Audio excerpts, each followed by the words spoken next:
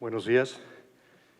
Muchas gracias al comité por la invitación y permitirnos hablar de un tema que voy a tratar de hacerlo lo más compacto posible, porque es imposible hablar de todas las complicaciones de la cirrosis en 20 minutos, tratando de dar entrada a las pláticas subsecuentes y tratando de enlazarlas con el manejo nutricional. Vamos a adentrar esta presentación en estos tópicos. El primer tópico va orientado a lo que es la magnitud del problema y que eso nos debe hacer centrar en la importancia que es abordar adecuadamente a un paciente con cirrosis. Estamos hablando de una incidencia anual de la enfermedad de 72 por cada 100,000 habitantes, lo cual condiciona 27,000 muertes al año, una prevalencia mundial de 0.15. Hacia el 2008 la cirrosis era la cuarta causa de muerte en el país, tercera en hombres, séptima en mujeres. Esta cifra, siempre que la presento, es lo que más me impresiona, empieza a ser la segunda causa de muerte en personas entre 35 y 55 años, lo cual impacta en una población económicamente activa, con costos no solamente que genera por la persona que deja de trabajar, sino por la persona que depende de este grupo laboral, con una edad promedio cada vez más joven, 50 años, y con una mortalidad de 11 a 46 por cada 100,000 habitantes. Si eso lo extrapolamos a lo que es México, fíjense, del 2000 al 2008 pasó a ser de la quinta a ser la cuarta, y hacia el 2020 habrá 1,5 millones de cirróticos, y hacia el 2050 1,866,000 cirróticos. Y esto nos lleva a tener cada vez más personas en una lista de trasplante, donde lo que importa es precisamente mantener a mi paciente lo más estable posible, ya que la supervivencia está directamente involucrada al avance de la enfermedad cuando lo comparamos con un Child-Pugh A, B o C, sobrevidas promedio a 5 años que van del 20 al 50 o al 80%.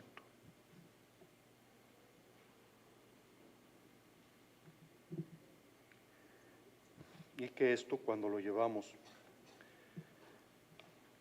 a las complicaciones propias, pues el objetivo es evitar que esta lista de trasplantes siga creciendo, y si crece, que las complicaciones sean lo más controladas posibles de cara a que al paciente que logra alcanzar el trasplante llegue en las mejores condiciones.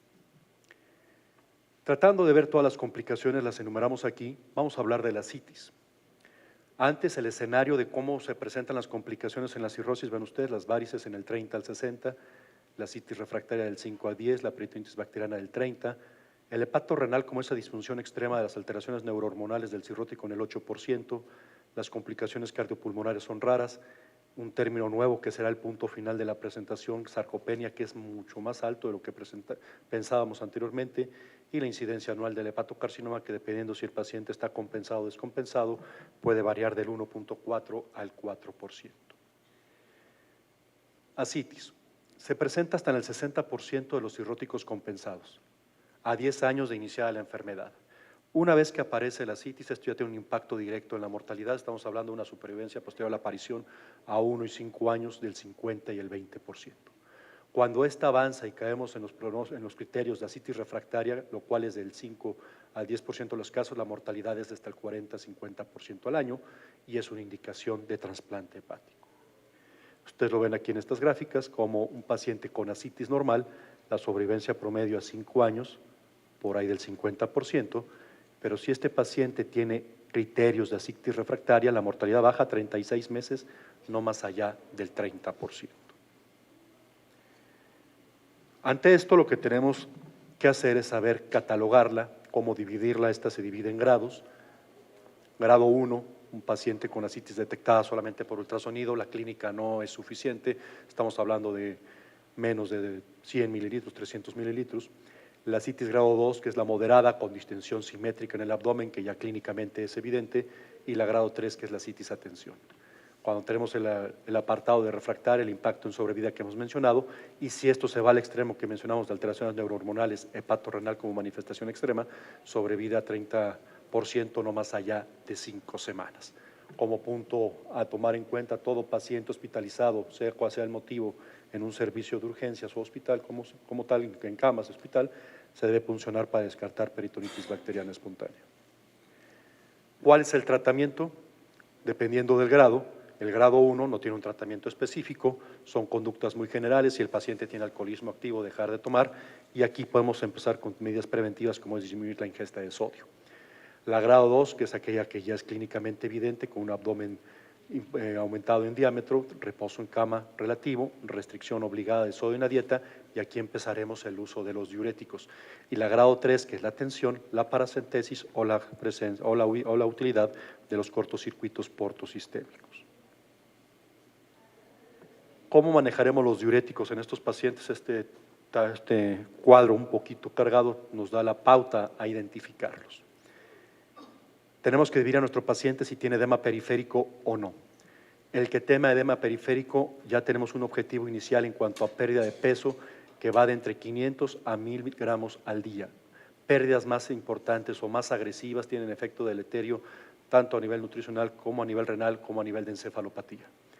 Una vez que tengamos identificado esto, tenemos que establecer si el paciente tiene escasa retención de sodio o intensa retención de sodio, y eso se sabe por la presencia de sodio en orina. Arriba de 40.000 equivalentes es el corte.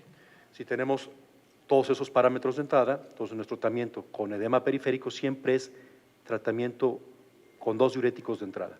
Espironolactona furosemide, 140 o 240, dependiendo si hay escasa o intensa retención. Cada semana se debe evaluar el paciente con seguimiento con creatinina, electrolitos séricos, sodio urinario, ir aumentando progresivamente la dosis hasta llegar a una dosis tope de 400, 160 respectivamente. Si el paciente no tuviera edema periférico, la pérdida debe ser menos agresiva, no más allá de 500 gramos al día. De igual manera, ustedes subdividen entre escasa e intensa retención de sodio. El manejo inicial es monoterapia con espironolactona y semanalmente se va aumentando la dosis hasta llegar a una dosis tope de 400, 160.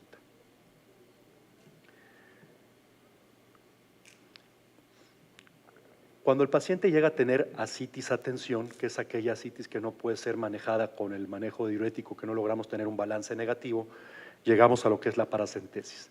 La paracentesis actualmente, aunque ya prácticamente muchos metaanálisis no la ponen como primera opción, sigue siendo el manejo, y más en un tercer mundo como el de nosotros, de los pacientes con ascitis a tensión.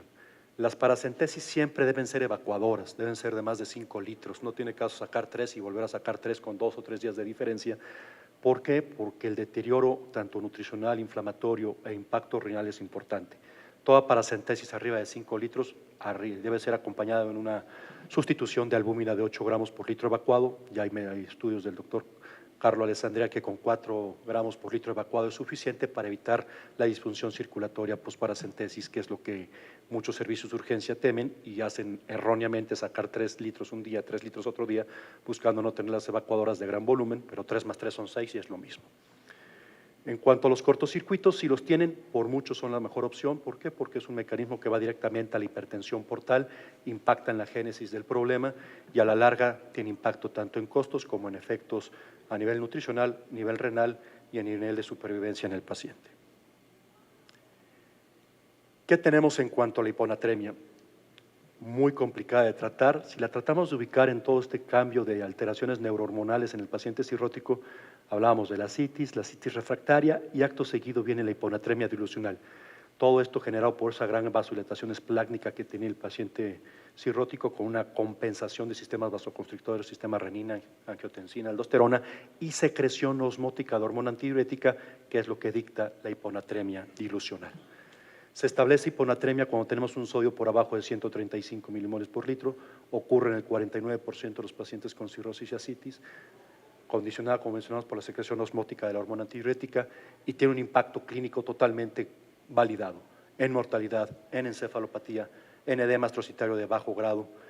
Si es la hiponatremia es parte fundamental del MEL que nos hace priorizar a los pacientes a trasplante y afecta la calidad de vida. Este estudio de la doctora Londoño trata de resumir todos estos impactos de lo que es la hiponatremia en el paciente con cirrosis. Ven ustedes las curvas, cómo se separan en cuanto a sobrevida a 3 meses, cómo se separan el tener o no tener hiponatremia en mayor alteración neurológica, en mayor riesgo de infecciones, así como un mayor compromiso renal. Y este sodio modifica el MEL. Aquí tenemos estas curvas de que a menor sodio, mayor impacto en mortalidad, en contraespejo con el MEL, y cuando ustedes ven las cifras de hiponatremia comparados con los diferentes puntajes de MEL, estamos hablando de sujetos que tienen mayor riesgo y correlación. Tratamiento sumamente complicado, esa restricción de líquidos a 1 litro por día, y el restringir a 1 litro por día también debe ir de la mano de que el manejo nutricional sea orientado a buscar un balance negativo. Si ustedes le restringen a 1 litro por día, pero el paciente toma litro 200, pues se va a quedar positivo, tiene que ser 900 mililitros y eso es muy difícil de llevar.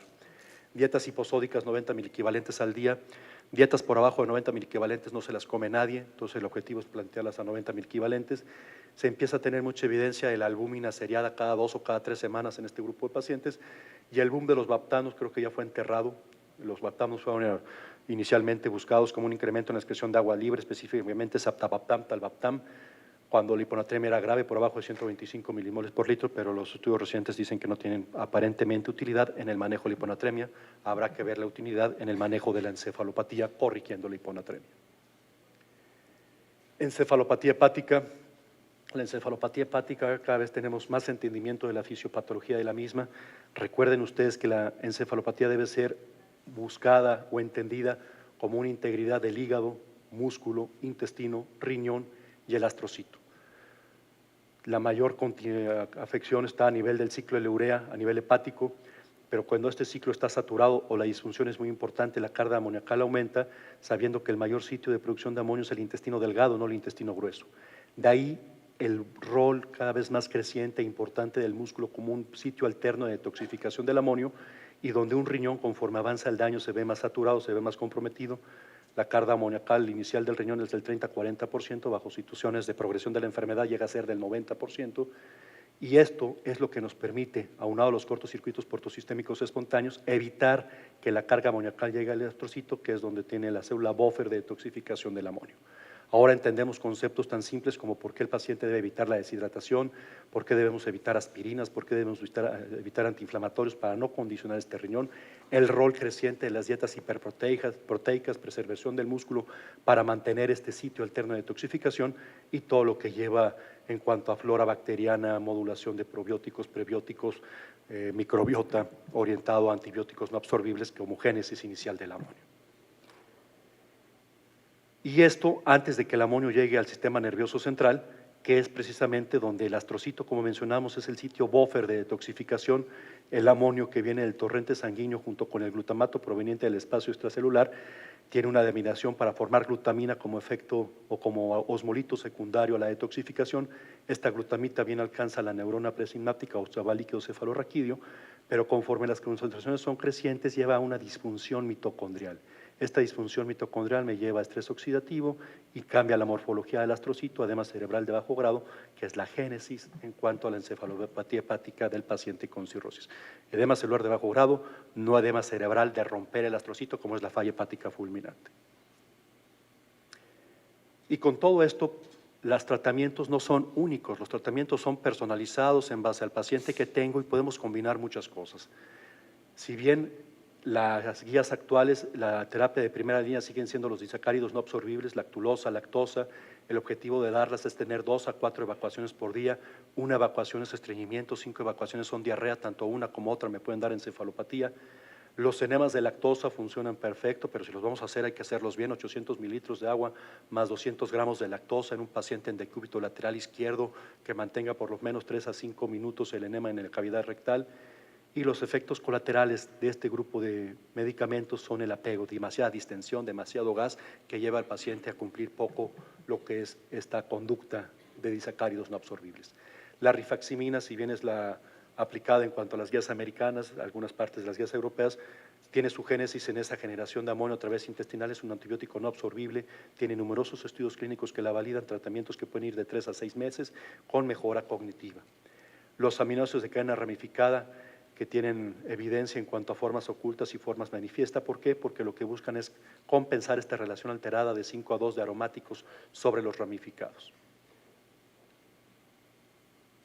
La R-ornitina, la L-aspartato, aceptada en Europa, no aceptada o no posicionada todavía en Estados Unidos, con una ubicación importante en cuanto a los sitios de acción, actúa a nivel hepático, actúa a nivel muscular y actúa a nivel renal. Tiene 3 de los sitios potenciales de detoxificación del amonio.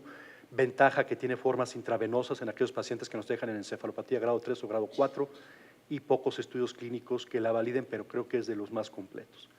Flumazenil, ojo, flumazenil solamente cuando ustedes sospechen intoxicación por benzodiazepinas, es un antagonista directo de los mismos y puede ser útil como una prueba de respuesta bajo la sospecha de sobredosis hasta alcanzar una dosis tope de 3.2 con incrementos graduales de 0.8, 0.8, 0.8 hasta llegar a 3.2. Y los antibióticos que creo que están en desuso ya como neomicina y metronidazol por toxicidad importante. Y otros, lo pongo, que será el punto final, voltear a ver el músculo como ese sitio alterno de detoxificación del amonio y que es el buffer más importante después del hígado. Sangrado varicial, por mucho una complicación muy agresiva, muy temida, pero que una vez que el paciente la recupera y nos abocamos al 100% de él, puede recuperar importantemente su puntaje en cuanto a estadio Child. Aquí lo que nos importa es precisamente evitar que ese paciente llegue a una descompensación. Hay que hacer endoscopías de cuál paciente es cirrótico estable, ver que tenga o no tenga varices. Si no las tiene, hacer la misma cada 2 o 3 años y si la tiene cada año. Si el paciente ya sangró, nuestro objetivo es buscar una profilaxis secundaria. Esta va en virtud del beta bloqueo con la ligadura, lo cual es lo avalado con un nivel de evidencia bastante alto, ajustar el beta bloqueo hasta la dosis máxima tolerada. El objetivo es llevarlo a una disminución de 20-25% de la frecuencia cardíaca basal o 60 latidos. Si el paciente de entrada tiene 60 latidos, no es viable darle el beta bloqueo porque lo vamos a tener complicaciones, y tener en mente que un beta bloqueo logrado objetivamente bajo parámetros hasta un 20%, aunque lo tengan, no tiene impacto en el gradiente venoso portal. La ligadura endoscópica en aquel paciente que está en profilaxis secundaria cada 4 semanas hasta lograr la obliteración completa de las varices, y una vez que ustedes la logran, una endoscopia de control a los 3 meses y posteriormente cada año. No escleroterapia sola o ligadura sola como profilaxis secundaria en los pacientes con hemorragia varicial. ¿Cuándo iniciamos el beta bloqueo? Una vez que el paciente sangró, una vez que ustedes terminen su tratamiento vasoconstrictor de urgencia en el paciente hospitalizado, al 6º día introducimos el beta bloqueo. Hepatocarcinoma. ¿Qué podemos hablar del hepatocarcinoma? El objetivo del hepatocarcinoma es ¿a quién? Aquí hay mucha discrepancia entre guías americanas, guías europeas, guías mexicanas. Por ejemplo, ¿a quién? Todo paciente que tenga cirrosis o pacientes con hepatitis B crónica. Por ejemplo, ustedes ven aquí que las guías de cáncer recomiendan alfafeto y ultrasonido. Las americanas y las europeas no recomiendan alfafeto, las mexicanas sí recomiendan alfafeto. Todo lo basan en costo-beneficio de qué tanto gastar en cuanto al impacto de diagnosticar un hepatocarcinoma. Si nos concentramos a las mexicanas son seguimiento cada 6 meses con ultrasonido y con alfa-fetoproteína, porque el objetivo es detectar al paciente en estadios más tempranos de la enfermedad para poder impactar favorablemente en una conducta que, dependiendo del algoritmo que más se usa, que es el algoritmo de Barcelona, nos permite ir a resecciones, dependiendo si es un paciente totalmente compensado, con gradiente venoso portal muy bajito, ser candidato a trasplante en base al número de lesiones, o terapias previas al trasplante, como pueden ser la radiofrecuencia o la quimioembolización selectiva. Si el paciente va avanzando, pues obviamente, que es desgraciadamente como los detectamos, caemos en los estadios C o D, que son pacientes con terapias paliativas. Insuficiencia renal, y esto también es muy importante. No toda la disfunción renal es hepatorrenal. Hepatorrenal es lo más raro, es poco probable que lo encuentren, pero el conocimiento de la insuficiencia renal nos puede impactar favorablemente en supervivencia a corto plazo. La insuficiencia renal es una complicación frecuente, grave en los pacientes con cirrosis hepática, muy subestimada la verdadera incidencia. ¿Por qué? Porque las fórmulas de falla renal dependen de creatinina, la creatinina depende de músculo y el paciente con daño hepático está desnutrido. Entonces hay que tener quizá una visión de sobreestimar o ir a la medición real de la creatinina. Los pacientes cirróticos desarrollan insuficiencia renal por múltiples causas: infecciones, sangrado, choque, patología renal intrínseca, medicamentos. Dependiendo del análisis cuidadoso que tengan ustedes y de identificar adecuadamente el tipo de falla renal, el pronóstico es diferente. Por dar un ejemplo, los que ustedes pueden pensar que con creatina más alta, que es una renal intrínseca, es decir, un orgánico agudizado, un cirrótico diabético que tiene disfunción renal, un cirrótico hipertenso que tiene disfunción renal, que tiene creatina de 2, que con un evento agudo se va a 3, no necesariamente es el que está peor, es el que mejor le va a ir a corto plazo. Y el evento final es la disfunción cuando no hay condicionantes de esa alteración de vasodilatación extrema que nos lleva al hepatorrenal. Ante la aparición de la citis, hablando de la insuficiencia renal, 24% de los pacientes pueden desarrollar insuficiencia renal en el siguiente año. El impacto directo en la supervivencia es 91% en cirróticos sin falla renal previa, y aquel que hace falla renal y logra recuperar la misma, llegando al basal previo a la disfunción, 47%. Hay muchas formas de dividirla, ahorita hay una clasificación totalmente establecida que es el AQI, pero vamos a esta que es muy sencilla, que es renal, prerrenal o hepatorrenal, y vean ustedes cómo va cambiando. Si el paciente está hospitalizado, hasta el 20% la presentan. Los incrementos abruptos en la creatina por arriba de 0.3 deben ser considerados como disfunción renal. Incrementos por arriba de 1.5 por arriba del basal, la causa más común es la prerrenal. Y la sobrevida promedio, un paciente que hace falla anal, 39% de sobrevida promedio una vez que la presentan, y si la logran separar en base a etiologías, el hepatorrenal se va a morir. Los infectados se comportan muy semejante a los hepatorrenales, los prerrenales recuperan bastante bien y las parenquimatosas, que son las que tienen más creatina, son las que mejor les va a un curso de 90 días.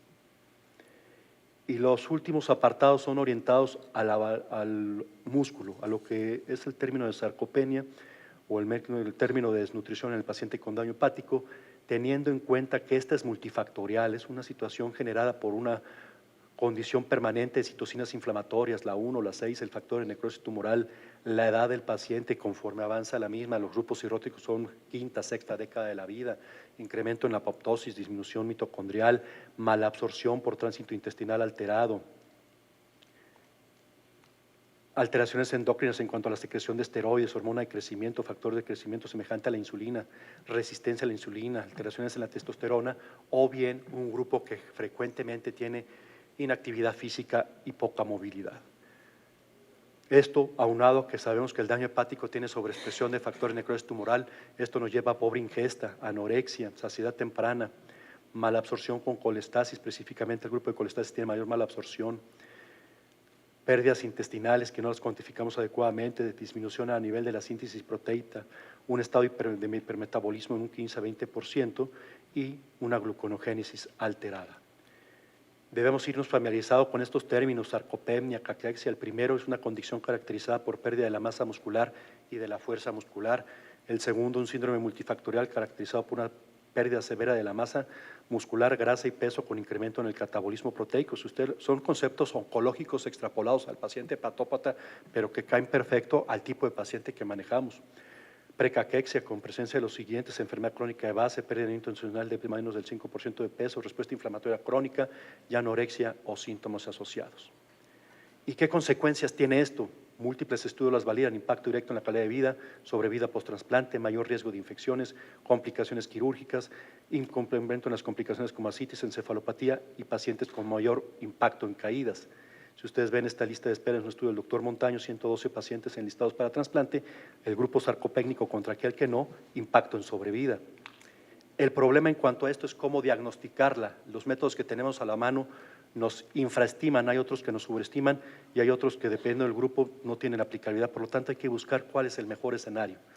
Este es el grupo de la doctora Ruiz Margain, que utiliza el ángulo de fase en pacientes totalmente compensados y logra separar importantemente las curvas. Los pacientes descompensados pierden la aplicabilidad del ángulo de fase. Ven aquí un paciente con el mismo ángulo de fase, tiene un paciente que tiene más sobrecarga versus un paciente que tiene más de nutrición, y eso obliga a entender lo que posteriormente va a ser el análisis vectorial en pacientes con descompensación, que inclusive dependiendo si es hombre o mujer también cambia, pero nos permite evidenciar en dónde se encuentra el paciente en cuanto a sobrecarga, caquexia, y es reproducible al día por día. Y teniendo todos estos conceptos en la mente, nos lleva a tener un tratamiento nutricional más compacto, tanto con el clínico, con el nutriólogo, haciendo ajustes en la ingesta, añadiendo suplementos orales, haciendo los quintos, las colaciones nocturnas, restricciendo el agua cuando esta debe ser considerada en base al sodio, y el concepto de dietas hiperproteicas que no deben dejarse en estos pacientes, y que nos lleva a entender que sarcopenia es un área de interés, un área de importancia, porque múltiples terapias a futuro pueden tener su asentamiento aquí, como es hormona de crecimiento, factor de crecimiento semejante a la insulina, antagonistas de miostatina, testosterona, aminoácidos de cadena ramificada, el rol del ejercicio y las dietas proteicas en nuestros pacientes. Por su atención, muchas gracias.